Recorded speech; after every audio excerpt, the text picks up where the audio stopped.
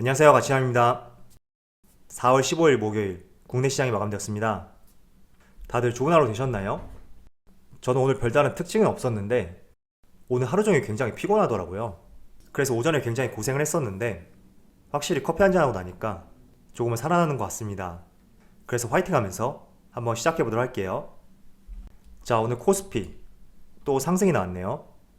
약 0.4%의 상승이 나왔고 한때는 3200포인트도 넘어섰었는데 조금을 밀리면서 3194포인트에 마무리가 되었습니다. 이어서 코스닥은 오늘 약보합을 보여주면서 1013포인트에 마무리가 되었습니다. 제가 여러분들에게 다시 한번 말씀을 드리는데 지금 코스닥은 신고가 근처이고 또 코스피도 신고가를 향해서 전진을 하고 있다고 생각하고 있습니다. 자, 그래서 지난 2월달과 3월달 여러분들이 정말 힘들어하셨을 텐데 조금은 이 어려움을 덜어내기 위한 선제적인 작업들을 하면서 항상 투자를 해보자, 이런 말씀을 드리겠습니다. 즉 비중 조절이라든지 혹은 종목 수를 줄인다던가 이런 다양한 작업들이 있죠. 그래서 조금은 마음의 여유를 찾을 수 있는 매매 방법, 그걸 지금부터 연구해 보시고 항상 그 범위 내에서 투자를 해보셨으면 좋겠습니다. 이어서 삼성전자, 오늘 삼성전자는 별다른 특징 없이 84,100원에 마무리되었고 또 삼성 SDI 장 막판에 조금 상승이 나오면서 70만원에 마무리가 되었죠. 자, 그리고 카카오 오늘 굉장히 큰 갭상승을 출발했는데 시간이 지날수록 계속 밀리면서 오늘 7.59%의 상승으로 마무리가 되었습니다. 그래서 카카오와 관련해서는 제가 전반적으로 뒤에서 한번 말씀을 드려보고 이어서 SK가 오늘 3%의 하락세를 보여주었거든요.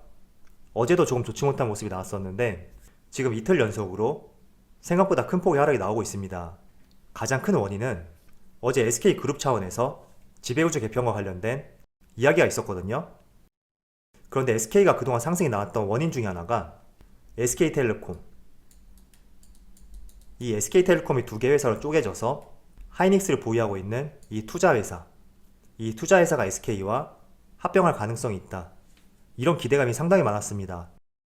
그런데 그룹 차원에서 먼 훗날에는 가능할지 모르겠지만 당분간 SK 지주사와 합병하지 않겠다, 이런 선을 그었거든요. 그래서 이런 실망 매물이 나왔다, 저는 이렇게 보여주고 언제까지 이런 실망 매물이 나올지 모르겠지만 저는 오랫동안 나올 수 있는 그런 재료는 아니라고 생각하고 있습니다. 왜냐하면 SK 같은 경우에는 그동안 고점에서 많이 하락이 나왔던 그런 종목이었고 또 최근에 소폭의 상승이 나왔기 때문에 지금 이 위치에서 이 실망 매물이 나온다고 하더라도 얼마나 더 하락할까, 이런 생각이 있거든요. 그래서 이런 재료가 있었기 때문에 어제하고 오늘 조금은 약세의 흐름을 보여주고 있다, 이 점을 말씀드리겠습니다. 자, 그럼 바로 수급을 한번 살펴볼게요. 먼저 코스피를 살펴보면 오늘도 외국인이 순매수를 보여주었고 기관이 순매도를 보여주었습니다. 기관은 연기금이 중심이 되어서 순매도세를 보여주었고 또 여기를 보시면 4월부터 한번 살펴볼게요. 4월 9일에 하루 제외하고 지금 코스피가 모두 상승이 나오고 있거든요. 저는 개인적으로 더 상승이 가능하다, 이런 의견을 갖고 있지만 항상 우리가 시장이 좋을 때, 긍정적일 때 조금은 부정적일 수 있는 이 상황에 대해서 미리 대비하는 것도 저는 좋다고 생각하고 있습니다.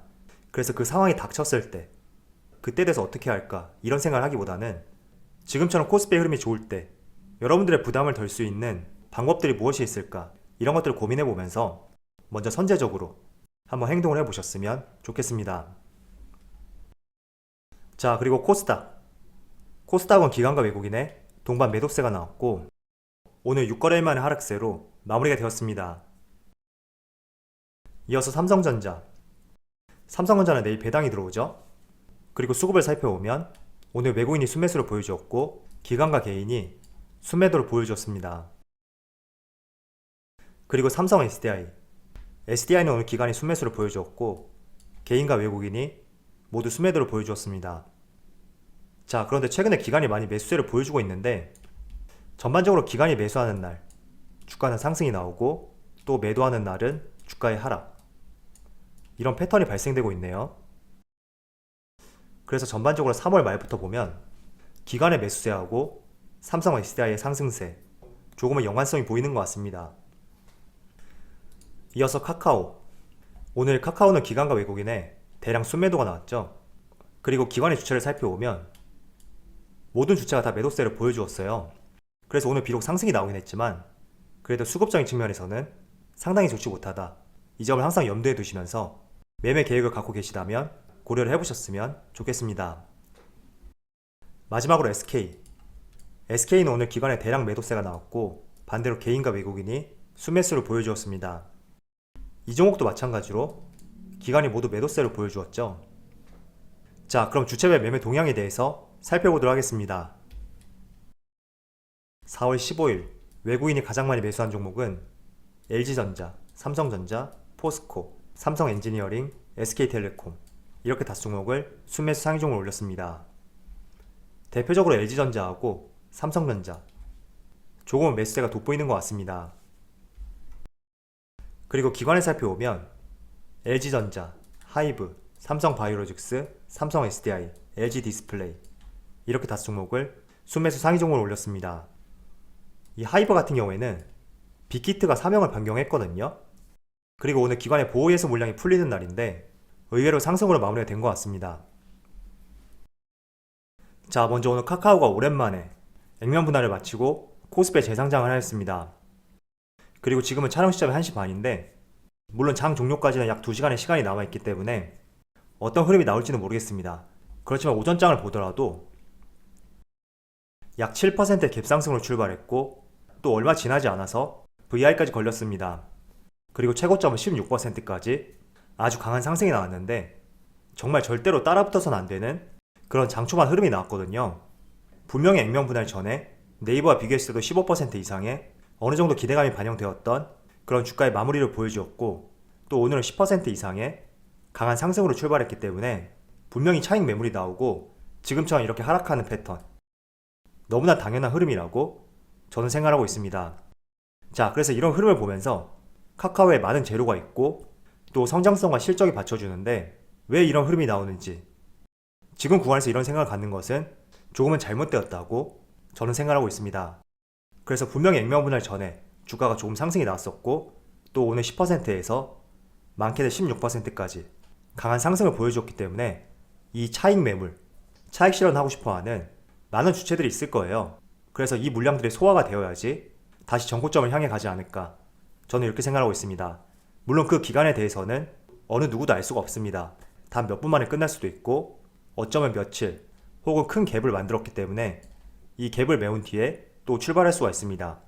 그래서 그 시점에 대해서는 알 수는 없겠지만 조금은 이런 흐름에 대해서 우리가 한번 파악을 해보고 생각을 한 다음에 뒤늦게 진입을 해도 좋으니까 항상 너무 조급하고 급한 마음에 뛰어들지 않았으면 좋겠습니다.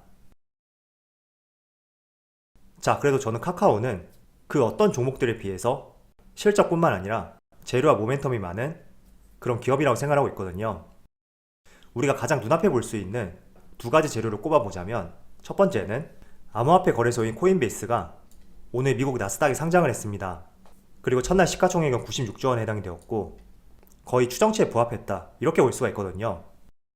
자, 그런데 이 가상화폐 거래소가 지금 미국 시장에 상장을 했기 때문에 가상화폐 거래소 업비트를 운영하고 있는 두나무 이 두나무도 나스닥에 상장할 가능성이 높아질 수 있다고 저는 생각하고 있습니다. 실제로 기업 내에서는 아직 정해진 것은 없다 이런 의견을 내비쳤지만 그래도 시장에서는 꾸준히 나스닥 상장설이 제기되고 있거든요. 그래서 실제로 미국의 가상화폐 거래소 이 코인베이스가 상장되었으니까 업비트 운용사인 두나무의 나스닥 상장 실제로 정말 진행이 될지 혹은 진행이 된다면 또 카카오의 지분가치 상승에 대한 이런 기대감들이 또 반영이 될 수가 있으니까 조금은 지금과 근접한 재료들을 살펴봤을 때 한번 업비트 운용사인 두나무가 실제로 미국 시장에 상장을 하는지 이 점을 한번 같이 챙겨보셨으면 좋겠습니다.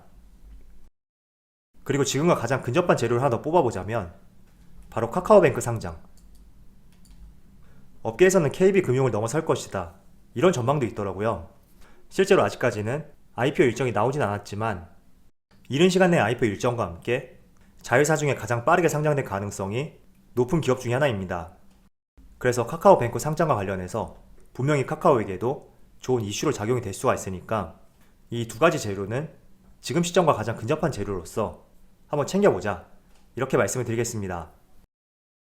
자, 그리고 이어서 영상 댓글을 살펴보면 카카오를 매수하려고 하는 많은 분들이 계시더라고요. 그래서 조금은 매수를 고려해 보는데 도움이 될 수 있는 말씀을 드려보겠습니다. 지금 카카오가 7%의 상승과 함께 한때는 최대 16%까지 이렇게 강한 상승이 나왔단 말이죠. 그런데 거래 정지가 발생되었던 이 3일 기간 동안 카카오의 주가가 상승이 나와야 되는 원인과 이유가 무엇이 있을까? 한번 여러분들 나름대로 생각해보자. 이렇게 말씀을 드리겠습니다. 분명히 재료들은 있었습니다. 북미 컨텐츠 기업 인수도 있었고 또 이런 기대감들이 반영되었을 가능성도 없다고는 볼 수는 없습니다. 그런데 과연 그런 재료들이 지금 7%의 갭상승을 출발할 수 있는 그런 내용들이냐? 이 점을 생각해 봤을 때는 조금은 의구심이 들거든요. 실제로 가장 최근에 LG화학과 SK이노베이션의 합의 소식이 발표가 되었고 그 때문에 SK이노베이션이 약 15% 가까운 갭상승을 출발하였습니다. 그런데 재료를 살펴보면 2년 동안 끌어왔던 악재, 영업비밀 침해 소송건에 대해서 합의가 이루어졌기 때문에 우리가 갭상승을 출발했고 지금 갭을 메우지 않았더라도 어느 정도 공감할 수 있는 그런 재료라고 보여지거든요. 그런데 지금 카카오는 재료는 많지만 이러한 재료들이 지금 7% 이상의 갭상승을 출발할 수 있는 재료였는지 이런 부분을 좀 고민해봐야 되지 않나 이런 생각이 들고 제가 만약에 매수를 한다면 지금도 주가가 고점 대비 많이 밀렸기 때문에 며칠 동안 이 갭을 메우는지 한번 지켜보면서 기다려 볼 것 같습니다. 그래서 섣불리 매수하지 마시고요. 혹시나 이 갭을 메우지 않고 그대로 상승이 나온다면 다른 종목 매수하시면 돼요. 그래서 너무 한 종목에 몰입할 필요 없다 이런 말씀을 드리고 조금은 투자의 계획을 세워보시는데 하나의 참조가 되었으면 좋겠습니다. 이어서 코로나와 관련해서 한번 말씀을 드리겠습니다. 자, 어제 제가 여러분들에게 코로나 확진자 수가 조금씩 늘고 있고 여러분들이 단기 투자로 접근한 것이 아니라면 오히려 지금 코로나 때문에 눌리는 종목들, 그런 종목들을 관심 포트에 넣어서 꾸준히 지켜보자 이런 말씀을 드렸습니다. 그래서 여기에 대해서 제가 조금 더 부연 설명을 해보도록 하겠습니다. 지금 전 세계에서 백신 보급률이 가장 앞서는 국가가 이스라엘과 영국입니다. 어제 나온 기사를 살펴보면 전 국민의 73%가 항체가 생겼다 이런 이야기도 있고 영국 성인의 약 58%가 이미 백신을 한 차례 이상 접종했다 이런 발표도 있습니다.